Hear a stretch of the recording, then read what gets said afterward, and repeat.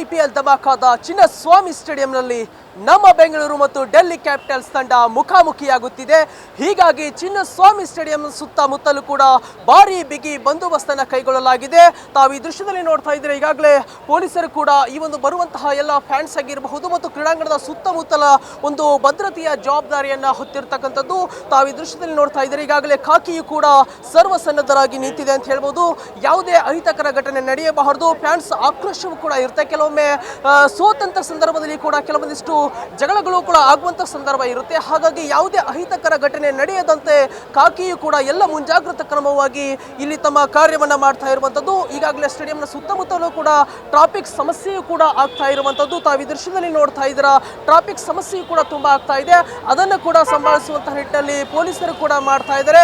ಮತ್ತೊಂದು ಕಡೆ ಒಂದು ಪಂದ್ಯವನ್ನ ವೀಕ್ಷಿಸಲು ಅಪಾರ ಅಭಿಮಾನಿಗಳು ಕೂಡ ಆಗಮಿಸ್ತಾ ಇದ್ದಾರೆ. ತಾವು ಈ ದೃಶ್ಯದಲ್ಲಿ ನೋಡ್ತಾ ಇರಬಹುದು.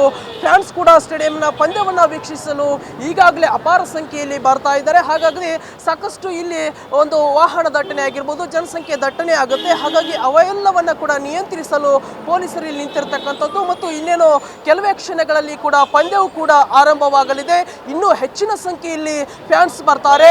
ಇಡೀ ಕ್ರೀಡಾಂಗಣದ ಸುತ್ತಮುತ್ತ ಅಪಾರ ಸಂಖ್ಯೆಯ ಅಭಿಮಾನಿಗಳು ಆಗಮಿಸುವ ಕಾರಣದಿಂದಾಗಿ ಭದ್ರತೆಯು ಕೂಡ ಹೆಚ್ಚಿನ ಮಟ್ಟದಲ್ಲಿ ನಿಯೋಜನೆಯನ್ನು ಮಾಡಬೇಕಾಗಿರುತ್ತೆ.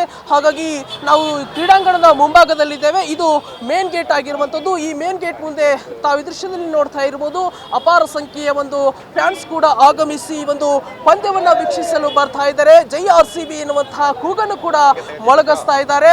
ಇನ್ನೂ ಸಾಕಷ್ಟು ಸಂಖ್ಯೆಯ ಅಭಿಮಾನಿಗಳು ಬರ್ತಾ ಇದ್ದಾರೆ ಮತ್ತು ಪಂದ್ಯ ಹೇಗಿರಲಿದೆ, ಫ್ಯಾನ್ಸ್ ಏನು ಹೇಳ್ತಾರೆ ಅವೆಲ್ಲವನ್ನ ನಿಮಗೆ ತಿಳಿಸಿಕೊಡುವಂಥ ಕೆಲಸವನ್ನು ಮಾಡ್ತೇನೆ. ಕ್ಯಾಮ್ರಾ ಪರ್ಸನ್ ಗಿರೀಶ್ ಜೊತೆ ಚಿದಾನಂದ ರುದ್ರಾಪುರ್ ಮಠ್, ವಿಶ್ವಾನಿ ಟಿವಿ, ಬೆಂಗಳೂರು.